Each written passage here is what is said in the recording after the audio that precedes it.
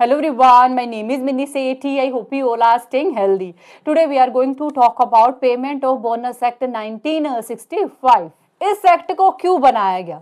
इस एक्ट को बनाने का मेन मोटिव ये है कि जो कंपनीज हैं उन्हें अपने प्रॉफिट का कुछ पार्ट एम्प्लॉयज को एज अ बोनस देना पड़ेगा।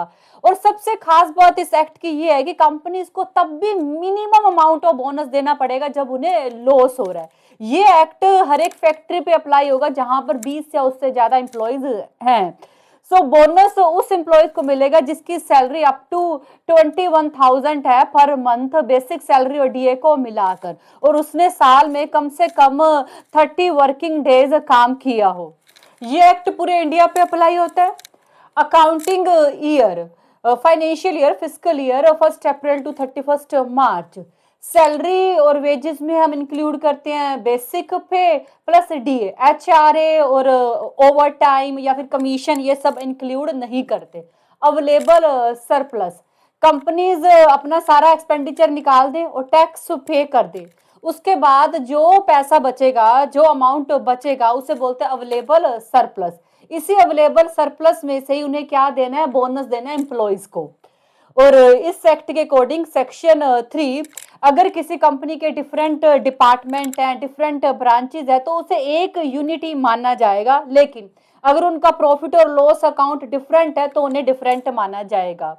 सेक्शन 4, जो कंपनीज हैं वो अपने ग्रोस प्रॉफिट, अपने मुनाफे के अंदर से ही तो बोनस देंगी, लेकिन उस मुनाफे को कैसे कैलकुलेट किया जाए, कैसे उस ग्रोस प्रॉफिट को कैलकुलेट किया जाए, इस एक्ट का शेड्यूल 1 ये बताता है कि बैंक्स अपने ग्रोस प्रॉफिट को कैसे कैलकुलेट करेंगे, और शेड्यूल 2 बताता है बैंक के अलावा जो अदर कंपनीज हैं वो अपने ग्रोस प्रॉफिट को कैसे कैलकुलेट करेंगी। सेक्शन 5, ग्रोस प्रॉफिट में आप कुछ चीजें माइनस करते हो जो सेक्शन 6 में दी गई हैं, वो सारी चीजें माइनस करने के बाद आपका अवेलेबल सरप्लस निकलता है। इस अवेलेबल सरप्लस में से ही आप क्या देते हो? अपने एम्प्लॉयज को बोनस देते हो। सेक्शन 6, क्या क्या माइनस करते हो आप ग्रोस प्रॉफिट में so that you can find out your available surplus? Depreciation minus करते हो। डेप्रिसिएशन का मतलब मींस आप कंटिन्यूस मशीनरी को यूज कर रहे हो, उसकी वैल्यू में कमी आती है। डायरेक्ट टैक्सेस माइनस करते हो। डेवलपमेंट रिबेट्स, कंपनी को बड़ी सारी छूट मिलती हैं अपने डेवलपमेंट के लिए, वो भी आप माइनस करते हो। इन सबको ग्रोस प्रॉफिट में माइनस करने के बाद आपका निकलता है अवेलेबल सरप्लस। इस अवेलेबल सरप्लस में से ही आप अपने एम्प्लॉयज को बोनस देते हो। कैलकुलेशन ऑफ डायरेक्ट टैक्सेस, जो कंपनी का प्रॉफिट है उस प्रॉफिट में से गवर्नमेंट को कुछ पार्ट एज अ टैक्सेस भी तो पे करना होता है ना। तो इस सेक्शन 7 में बताया गया है कि आप प्रॉफिट पे जो टैक्सेस है उसको कैसे कैलकुलेट करोगे। हर एक एम्प्लॉयज को आप बोनस नहीं दोगे, कम से कम उसने साल में 30 वर्किंग डेज काम किया हो। सेक्शन 7, आप एम्प्लॉय को बोनस देने के लिए मना कर सकते हो अगर उसने आपके ऑर्गेनाइजेशन में चोरी करी है, लड़ाई झगड़े कर रहा है, कोई फ्रॉड कर रहा है, इस तरह की कोई भी एक्टिविटी कर रहा है तो आप उसे बोनस के लिए मना कर सकते हो।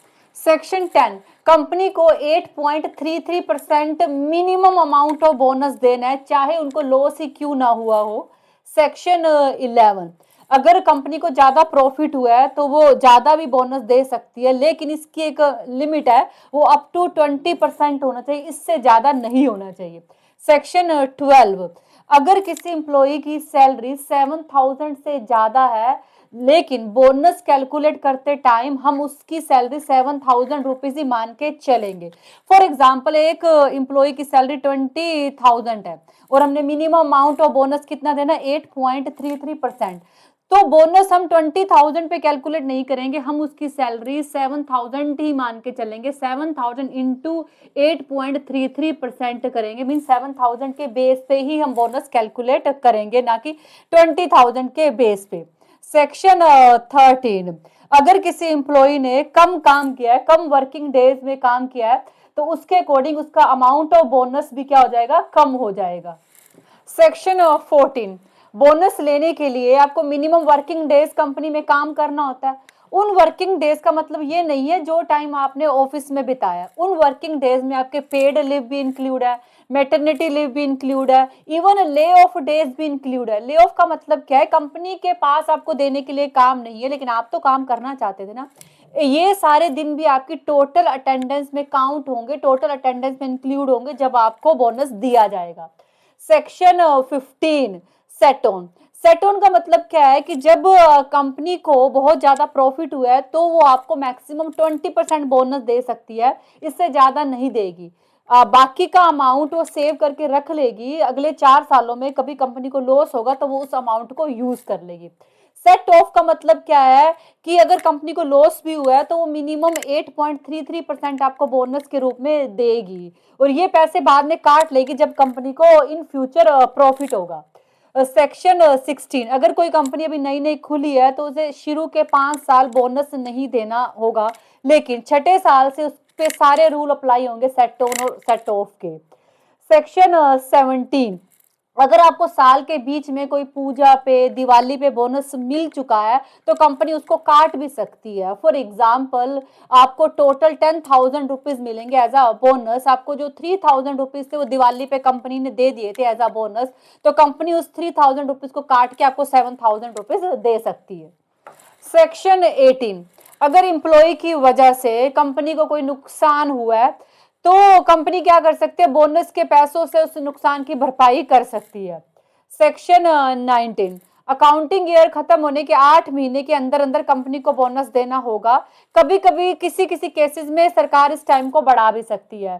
सेक्शन 20, अगर public sector like government organisation, उनको भी प्राइवेट सेक्टर की तरह प्रॉफिट होता है तो उनको भी बोनस देना होगा अपने एम्प्लॉयज को। सेक्शन 21, अगर कोई भी एम्प्लॉयर है अगर बोनस पे नहीं करता तो सरकार इसकी भरपाई as a arrear of land revenue करा सकती है। दैट मीन्स सरकार एम्प्लॉयर की प्रॉपर्टी को भी सीज कर सकती है बोनस का अमाउंट रिकवर करने के लिए। सेक्शन 22, अगर बोनस के अमाउंट को लेके, एलिजिबिलिटी को लेके एम्प्लॉयर और एम्प्लॉयज के बीच में कोई कॉन्फ्लिक्ट है तो इस कॉन्फ्लिक्ट को इंडस्ट्रियल डिस्प्यूट माना जाएगा, इसलिए इसको सोल्व करवाया जाएगा लेबर कोर्ट और ट्रिब्यूनल के थ्रू। सेक्शन 23, अगर कंपनी का ऑडिट हो चुका है तो उसके प्रॉफिट के जो भी डेटा है, जो भी इंफॉर्मेशन है, उसे सही माना जाएगा। कोई भी ट्रिब्यूनल और लेबर कोर्ट उस पर क्वेश्चन नहीं उठा सकता जब तक बहुत बड़ी कोई समस्या ना हो। सेक्शन 24, बैंकिंग के केस में तो बिल्कुल भी नहीं, अगर ऑडिट हो चुकी है तो जो भी डेटा है प्रॉफिट को लेके वो फाइनल माने जाएंगे, उससे कोई चैलेंज नहीं कर सकता। सेक्शन 25, अगर कोई कंपनी नहीं है, एक कोई पर्सन है एज अ एम्प्लॉयर, तो सरकार ऑडिटिंग के ऑर्डर दे सकती है। सेक्शन 26, हर एक एम्प्लॉयर को क्या करना है, प्रॉपर रजिस्टर मेंटेन करके रखना है जिसमें सारी इंफॉर्मेशन हो, एम्प्लॉयज के वर्किंग डे के बारे में, बोनस के बारे में प्रॉपर रिकॉर्ड हो। सेक्शन 27, सरकार इंस्पेक्टर अपॉइंट करती है जो किसी कंपनी में जाकर रजिस्टर को चेक कर सकता है, देख सकता है कि वो इस एक्ट के रूल को फॉलो कर रहे हैं या फिर नहीं कर रहे हैं। सेक्शन 28, अगर आप रूल ब्रेक करते हो तो आपको 6 मंथ की सजा हो सकती है और 1,000 तक का फाइन भी हो सकता है। सेक्शन 29, अगर आप इस एक्ट के रूल को ब्रेक करते हो तो सिर्फ कंपनी रिस्पॉन्सिबल नहीं है, वहां पे काम करने वाला डायरेक्टर, मैनेजर, वो भी रिस्पॉन्सिबल है, उनको भी सजा मिल सकती है।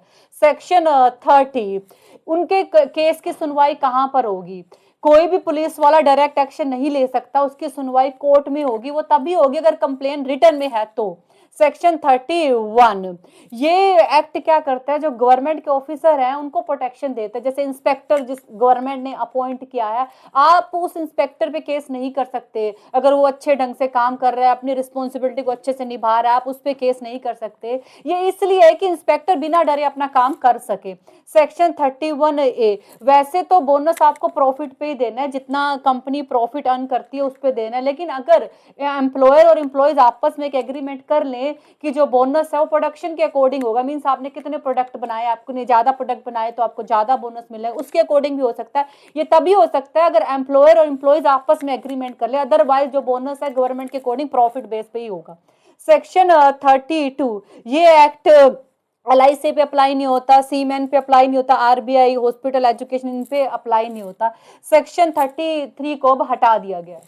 सेक्शन 34, अगर एम्प्लॉई और एम्प्लॉयर के बीच में ऐसा कोई एग्रीमेंट हुआ है जिसमें एम्प्लॉई गरीबी के कारण या मजबूरी में आके एक एग्रीमेंट कर देता है कि वो 8.33% से कम भी बोनस एक्सेप्ट कर लेगा, तो ये एग्रीमेंट वैलिड नहीं माना जाएगा, कंपनी को 8.33% बोनस देना ही पड़ेगा चाहे उसे लॉस ही क्यों ना हो। सेक्शन 35, ये एक्ट किसी दूसरे एक्ट से मिलने वाले बेनिफिट को कम नहीं करता। ये एक्ट एम्प्लॉय को एक्स्ट्रा बेनिफिट देता है, ना कि किसी दूसरे एक्ट से मिलने वाले बेनिफिट को कम करता है। दूसरे एक्ट से मिलने वाले बेनिफिट एज इट इज रहेंगे, ये एक्ट एक्स्ट्रा बेनिफिट देता है एम्प्लॉय को। सेक्शन 36, कई बारी कंपनी की हालत बहुत ज़्यादा ही खराब है, तो उस केस में गवर्नमेंट उन्हें कुछ टाइम पीरियड के लिए इस एक्ट के रूल ना मानने के लिए छूट दे सकती है, लेकिन इसकी प्रॉपर जांच करेगी गवर्नमेंट। सेक्शन 37 हटा दिया गया है। सेक्शन 38, गवर्नमेंट को पावर है, वो इस एक्ट से रिलेटेड कोई नए रूल बना सकती है या पहले वाले रूल में कोई चेंजेस ला सकते, कोई नई गाइडलाइन जारी कर सकती है। सेक्शन 39, ये एक्ट किसी और एक्ट के काम में किसी भी तरह की कोई प्रॉब्लम क्रिएट नहीं करता। दैट मीन्स ये एक्ट फैक्ट्री एक्ट या इंडस्ट्रियल डिस्प्यूट एक्ट उनके प्रोसेस में किसी भी तरह की प्रॉब्लम क्रिएट नहीं करता। वो एक्ट अपनी जगह और ये अपनी जगह। सेक्शन 40, अब बोनस एक्ट से पहले एक दूसरा एक्ट था, payment of bonus ordinances act, और सेक्शन 40 ये बताता है कि उसने पुराने वाले एक्ट को नए एक्ट की जगह पे रिप्लेस कर दिया है। रिप्लेस करने का मतलब ये नहीं है कि पुराने वाले एक्ट में जो केसेस या बोनस पेंडिंग थे वो नहीं चलेंगे, वो तो एज इट इज रहेंगे। इस एक्ट ने पुराने वाले एक्ट को जस्ट रिप्लेस किया है। This act also talks about 4 types of schedule. As we know, जो बोनस मिलता है वो ग्रोस प्रॉफिट के अंदर से ही मिलेगा। शेड्यूल फर्स्ट ऑफ इस एक्ट का ये बताता है कि जो बैंकिंग कंपनीज हैं वो अपना ग्रोस प्रॉफिट कैसे कैलकुलेट करेंगी, और सेकंड शेड्यूल ये बताता है बैंकिंग के अलावा जो अदर कंपनीज है, आईटी होगी, टेक्सटाइल होगी, मैन्युफैक्चरिंग कंपनीज होगी, वो अपना ग्रोस प्रॉफिट कैसे कैलकुलेट करेंगी। ये शेड्यूल सेकंड बताता है इस एक्ट का। थर्ड शेड्यूल, इस एक्ट का जो थर्ड शेड्यूल है वो ये बताता है कंपनी को प्रॉफिट का सारा अमाउंट एज अ बोनस नहीं देना है, उसमें से उसको कुछ चीजें माइनस करनी है, जैसे इंटरेस्ट ऑन कैपिटल माइनस करना है, 6% interest on reserve fund minus करना है, टैक्सेस माइनस करने हैं। ये सब माइनस करने के बाद जो अवेलेबल सरप्लस बचता है उसमें से बोनस देना है। फोर्थ शेड्यूल क्या बताता है, set on and set of के बारे में।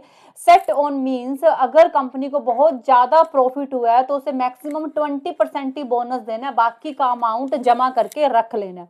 सेट ऑफ मीन्स अगर कंपनी को बहुत ज्यादा लॉस हुआ है तो उसे 8.33% बोनस देना है, जो उसने जो पहले पैसे जमा किए हुए हैं उसमें से वो निकाल सकता है। ये 4 साल तक ये अप्लाई होता है ताकि बोनस देने में कंटिन्यूटी बनी रहे। So this is all about today's video. I think you got it and thank you so much for watching this video. Bye, take care.